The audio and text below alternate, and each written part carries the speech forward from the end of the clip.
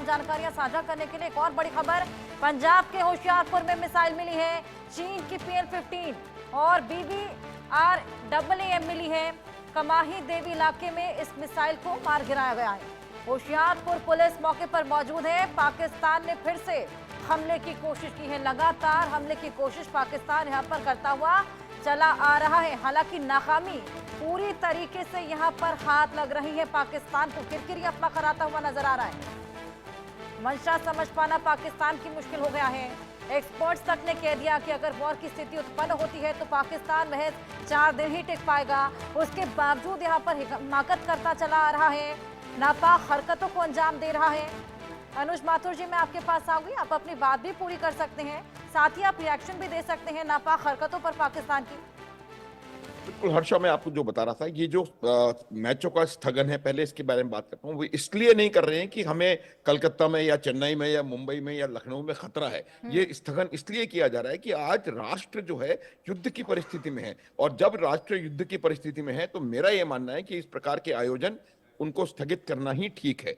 ये बात मैं आपके चैनल के माध्यम से लोगों को बताना चाहता हूं कि यदि स्थगन हो रहा है, उसका अर्थ ये नहीं है कि कोई पैनिक सिचुएशन है। उसका अर्थ ये बिल्कुल नहीं है कि हमें कोई घबराहट हो जानी चाहिए कि यार IPL भी कैंसिल हो गया और अब तो बिल्कुल मारे गए। ऐसा कुछ नहीं है हर्षा। ये आपके दर्शकों को बार बार बताने की आवश्यकता है कि कोई पैनिक करने की आवश्यकता नहीं है। पाकिस्तान ने जितनी हिमाकत की है उसका माकूल जवाब मिला है, और पूरे कश्मीर से लेके और कच्छ तक कहीं भी उनका कोई भी काम पूरा नहीं हो पाया है। सिर्फ थोड़ा बहुत असर दिखाई दे रहा है, वो लाइन ऑफ कंट्रोल में दिखाई दे रहा है, और लाइन ऑफ कंट्रोल में भी इसलिए दिखाई दे रहा है कि वो अनप्रोफेशनल अनएथिकल तरीके से हमारी सिविल पॉपुलेशन को, जो कि अनगार्डेड है, उन पर निशाना साध के उन पर हमला कर रहे हैं।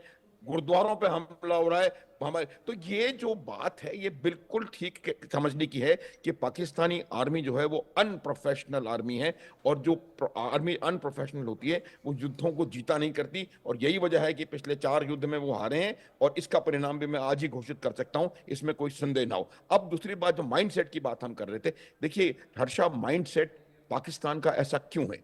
पाकिस्तान का माइंडसेट ऐसा इसलिए है कि पाकिस्तान की जो बुनियाद एक बड़ी खबर, आप अपनी बात पूरी कीजिएगा। पाक से तनाव के बीच एक्शन में अमित शाह बॉर्डर के हालात का जायजा लेंगे, बॉर्डर और एयरपोर्ट की सुरक्षा पर बैठक भी करेंगे, और थोड़ी ही देर में ये समीक्षा बैठक होने वाली है। बैठक में DG BSF और CISF के DGP शामिल होंगे। MHA के बड़े अधिकारी भी इसमें मौजूद रहने वाले हैं। लगातार सुबह से ही बैठकों का सिलसिला जारी है। फाइनेंस मिनिस्टर ने भी यहाँ पर एक बेहद बड़ी बैठक की है, जहाँ पर आर्थिक राहत पहुंचाने की तैयारी है पाकिस्तान को। IMF से जो लगातार फंड लेता है पाकिस्तान, उस पर रोक लगवाने की भी तैयारी है। वहीं इसी बीच रक्षा मंत्री राजनाथ सिंह ने भी तीनों सेना के प्रमुखों के साथ एक बेहद अहम मुलाकात की है, और थोड़ी ही देर में अमित शाह की भी एक समीक्षा बैठक होने वाली है। मनोज कुमार जी, सुबह से ही हम देख रहे हैं बैठकों का दौर जारी है। जी, ये बिल्कुल उचित कदम उठाया है भारत सरकार ने, क्योंकि देखिए हम सबसे पहले भारत जिस प्रकार से एक उभरती हुई शक्ति है और विश्व में जिस प्रकार से इसका एक प्रभाव बढ़ रहा है, हर क्षेत्र में बढ़ रहा है, और हम इसको समय पे अपने आप को प्रूव भी कर रहे हैं। सर, मैं तो मुझे लगता है कि आपको रोकूंगी, हमारे वरिष्ठ सहयोगी हमारे साथ जुड़ गए हैं, संजय शर्मा, और जानकारी हमें प्रोवाइड करेंगे इस पूरे मामले पर। अमित शाह बॉर्डर के हालात पर जानकारी लेने वाले हैं। संजय जी, क्या और जानकारी? देखिए, पाकिस्तान के साथ भारत की जिस तरह से जब से लड़ाई छिड़ी हुई है पिछले 3 दिन से, जिस तरीके से आप कह सकते हैं डायरेक्ट लड़ाई जो छिड़ चुकी है, उसके बाद में पाकिस्तान लगातार भारत पर अशांति फैलाने की भी कोशिशें कर रहा है। तो कई सारे इनपुट ऐसे मिले हैं, IB को भी मिले हैं, और कल का एक बड़ी कोशिश भी, कल कई जगहों पर कोशिशें BSF ने नाकाम भी किए। तो कई जगहों पर आतंकियों की घुसपैठ कराई जा रही है, और भारत में पहले से जो आतंकी मौजूद हैं, कई सारे स्लीपर सेल मौजूद है पाकिस्तान के लिए जो काम करते रहे, तो उन सबको एक्टिव करने की पाकिस्तान ने कोशिशें की है। और अब पाकिस्तान के निर्देश पर भारत के भीतर, यानी देश के भीतर छोटी मोटी कई सारी घटनाओं का अंजाम दिया जा सकता है। उसके लिए सुरक्षा चौकसी बढ़ाने के निर्देश दिए गए हैं केंद्रीय गृह मंत्री अमित शाह के द्वारा। केंद्रीय गृह मंत्री अमित शाह ने कल भी बैठक ली थी, BSF, CRPF, CISF, ITBP के DG के साथ में बैठक की थी, और उनसे सबसे यही कहा था कि देश के भीतर सुरक्षा की कड़ी निगरानी रखें, कड़ी सुरक्षा बरतें, कड़ी चौकसी बरतें, किसी भी तरह की लापरवाही न बरती जाए, क्योंकि जिस तरीके से पाकिस्तान कोशिशों में लग जुटा हुआ है कि एक तरफ सीमा पर हमला कर रहा है वो, लेकिन साथ ही साथ देश में भी कई जगहों पर इस तरीके के छोटे मोटे हमले अपने स्लीपर सेल द्वारा कराए जा सकते हैं। आतंकियों को एक्टिव करने को एक्टिव कर दिया गया है। तो क्या क्या हमले हो सकते हैं, कहाँ कहाँ हमले हो सकते हैं, उस लिहाज से जितने भी महत्वपूर्ण व्यक्ति हैं देश के, महत्वपूर्ण इमारतें हैं देश की, उन सभी की सुरक्षा चाक चौबंद करने के निर्देश अमित शाह ने कल भी दिए थे। तो आज फिर से होम मिनिस्ट्री में बैठक बुलाई गई है, जिसमें कि इन बिल्कुल सभी संजय जी, सुबह से तैयारियों ही का बैठकों का रिव्यू दौर किया जारी जाएगा। है। तमाम अहम फैसले यहाँ पर निकलकर इन तमाम बैठकों से सामने आ रहे हैं। अब मैं अपने मेहमानों के पास वापस चलूंगी। बहुत शुक्रिया आपका हमारे साथ जुड़ने के लिए, तमाम जानकारियां साझा करने के लिए। हमारे साथ डिफेंस एक्सपर्ट अनुज माथुर जी जुड़े हैं, उनके पास आऊंगी। आप पहले तो अपनी बात पूरी कीजिए। हाँ, देखिए, जो मैं आपको बता रहा था कि इसकी वजह क्या है, उनका माइंडसेट इस प्रकार का क्यों है, क्योंकि उनकी जो बुनियाद है वो झूठ के आधार पर बनी हुई है। जब 1947-48 में पाकिस्तान की सेना ने अपना भेष बदल करके भारत के ऊपर आक्रमण किया था, उस समय उन्होंने कहा था पूरी दुनिया को कि हम तो वहां हैं ही नहीं, और वही मोड ऑफ डिनायल उनका लगातार चला आ रहा है, पहली बात। दूसरी बात, उस समय से लेके आज तक पाकिस्तान में सदैव पाकिस्तानी आर्मी का, यह बात हम 1000 बार कर चुके हैं, सदैव पाकिस्तानी आर्मी का वर्चस्व रहा है, और जो आर्मी चाहती है वही होता है। वहां पर कोई सिविल लीडरशिप है ही नहीं। सिविल लीडरशिप जो है वो आर्मी के द्वारा पपेट के तौर पे बैठाई हुई है। और आज की आर्मी पाकिस्तान की जो है वो पूरी तरह से रेडिकलाइज्ड है, और एक रेडिकल माइंड की जो वायलेंस होती है हर्षा, उसको बदलना बहुत मुश्किल होता है। और वो जो वायलेंस होती है, जब उनको पता है कि वो कन्वेंशनल मोड में हर जगह पिटाई खा रहे हैं, हम 24 मिसाइल दागते हैं, 24 की 24 निशाने पर बैठती हैं, इसके लिए एक प्रमाण की आवश्यकता नहीं है, वो पाकिस्तानियों ने कबूला है। उसके बाद वो प्रयास करते हैं 50 मिसाइल करके, एक भी नहीं पहुंचती। फिर हम 12 जगह अटैक करते हैं, वो पूरा 100% होता है। फिर वो प्रयास करते हैं 50 जगह, जैसे कल रात से कर रहे हैं, और वो एक भी। मैं जम्मू में लोगों के साथ लगातार टच में हूं, मैं जम्मू कश्मीर राइफल्स का हूं, मेरे ट्रुप्स वहां रहते हैं रिटायर होने के बाद, सब कह रहे हैं कि एक भी मिसाइल का कोई असर वहां पर नहीं हुआ है। तो ये मेरा मानना है कि जब उनको पता है कि वो इसकी प्रोविस में, मिलिट्री प्रोफेशनलिज्म में हमारा कोई मुकाबला नहीं कर सकते, तो वो इस घटिया चीज पे आते हैं कि वो आकर के बड़ी राइफल्स का इस्तेमाल करके लेडीज के ऊपर हमला कर रहे हैं पुंछ इलाके में। तो ये जो मानसिकता है, ये बहुत कमजोर मानसिकता है, और ये आप देख लीजिए उनके ऑफिशियल हैंडल से ये बात बाहर आ चुकी है कि शहबाज शरीफ ने भीख मांगना शुरू कर दिया है। उन्होंने कहा है कि हमारे ऊपर भारत के, पढ़ा होगा सबको, मैं रिपीट कर रहा हूं, कि भारत के हमले से बहुत नुकसान हुआ है और हमें भीख देना शुरू कर दें आप। हमारा काम अभी ये है, हमारी ब्यूरोक्रेसी का, हमारी डिप्लोमेसी का, कि हम हर प्रकार से इस बात का प्रयास करें कि उस रोग नेशन को, उस आतंकवादी नेशन को कहीं से भीख न मिले, और IMF से न मिले, कोई अंतरराष्ट्रीय। आपके पास वापस आऊंगी। एक और बड़ी खबर, पठानकोट में सुरक्षा बलों का सर्च ऑपरेशन लगातार जारी है। आतंकवाद के खात्मे को लेकर, आतंकवाद की कमर तोड़ने के लिए यहाँ पर सुरक्षा बलों की तमाम टुकड़ियां जगह जगह तैनात हैं, सर्च ऑपरेशन चला रही हैं। आतंकियों को पकड़ने के लिए ये तमाम कवायदें यहाँ पर की जा रही हैं। जिस तरीके से लगातार नापाक हरकतें यहाँ पर पाकिस्तान करता चला आ रहा है, ऐसे में पाकिस्तान की कमर तोड़ने के लिए, उनको इन हरकतों का सबक सिखाने के लिए ये तमाम कोशिशें लगातार जारी। भारतीय सेना के जवान भी यहाँ पर पुरजोर जवाब देते हुए नजर आ रहे हैं। तमाम हमलों को यहाँ पर लगातार टैकल कर रहे हैं, मुंहतोड़ जवाब दे रहे हैं, लेकिन अपनी हिमाकत से पाकिस्तान है कि बाज नहीं आ रहा। वहीं अब पठानकोट में सुरक्षा बल लगातार सर्च ऑपरेशन भी चला रहे हैं। फायरिंग की आड़ में यहाँ पर घुसपैठ की कोशिश भी की गई। लश्कर के तमाम आतंकी घुसपैठ की कोशिश कर रहे थे, उसको भी नाकाम कर दिया गया, और उसी के बाद से सर्च ऑपरेशन को और भी ज्यादा बढ़ा दिया गया है। LOC पर लगातार सीजफायर को वायलेट भी किया जा रहा है, और ये तमाम चीजें पाकिस्तान की बौखलाहट साफ तौर पर दिखाती हैं। वहीं तमाम बैठकें भी की जा रही हैं।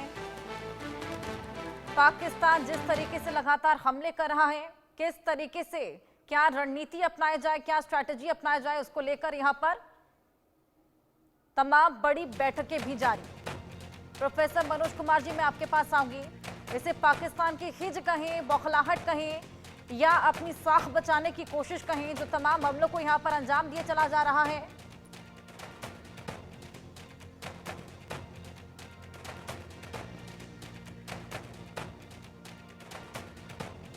सर, आप मुझे सुन पा रहे हैं? मेरी आवाज आ रही है आपको? बिल्कुल।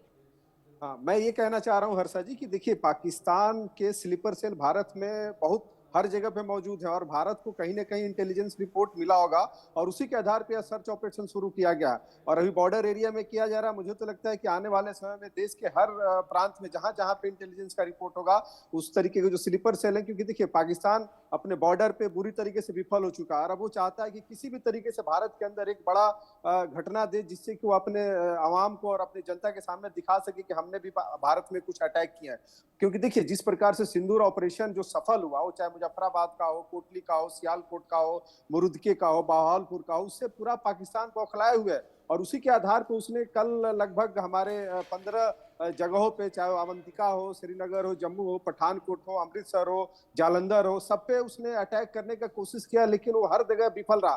तो अब वो उसका जो दूसरा जो लेयर होता है, देखिए कोई भी देश जब युद्ध लड़ता है तो उसके बहुत सारे लेयर होते हैं और हमें अपने दुश्मनों को बिल्कुल कमजोर नहीं आंकना चाहिए, क्योंकि उसके स्लीपर सेल आज भी भारत में मौजूद है और भारत सरकार और खास करके एमएचए जिस तरीके से अभी सर्च ऑपरेशन करा रही है, तो मुझे लगता है कि उन्हें कहीं ना कहीं इंटेल मिला है कि ये मतलब भारत के अंदर इस तरह की घटनाएं घट सकती है, तो इसीलिए सर्च ऑपरेशन जारी किया गया है और मुझे लगता है कि पाकिस्तान अभी बिल्कुल एक तरीके से एक्सपोज हो चुका है और वो चाहता है कि भारत में कोई ऐसी घटना हो, उसके लिए प्रयास कर रहा है। तो मैं ये कहना चाहता हूं कि इसमें देश के नागरिकों को भी सब समर्थन में आना चाहिए और जहां पे भी इस तरीके की घटनाएं या जो भी संदिग्ध लोग देखे जाते हैं, उन्हें तुरंत जो भी हमारी सिक्योरिटी एजेंसी उसे इन्फॉर्म करना चाहिए। क्योंकि आज देखिए, आज भारत और पाकिस्तान का जो ओरिजिन अगर आप देखिएगा, तो पाकिस्तान हमेशा से भारत को हर लेवल पे डिसमेंटल करने का प्रयास किया है। तो मुझे लगता है कि आज जब पाकिस्तान चारों तरफ से वो एक तरीके से विफल हो रहा है, तो वो कोशिश करेगा कि हम किसी तरीके से भारत में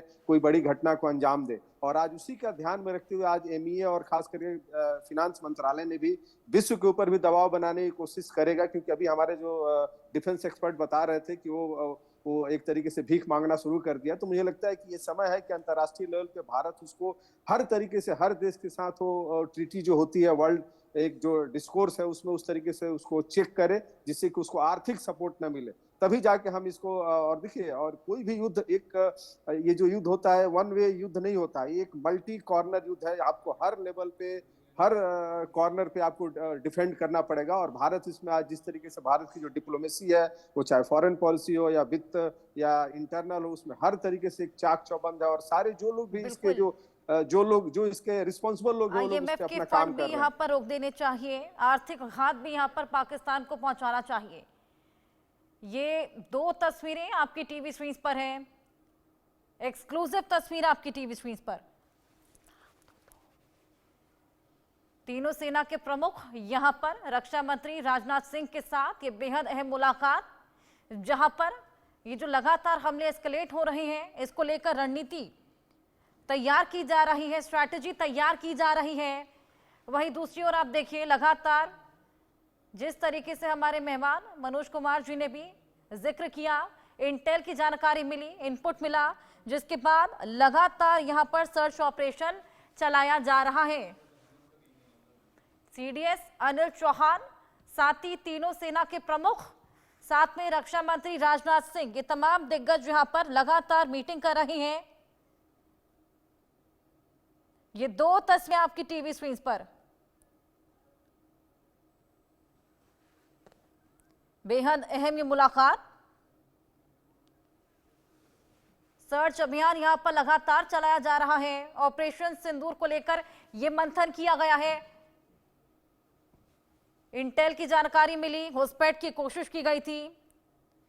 ये पहली तस्वीर देखिए, रक्षा मंत्री राजनाथ सिंह आपको दिखेंगे सेंटर में, जिनकी अध्यक्षता में पूरी मुलाकात।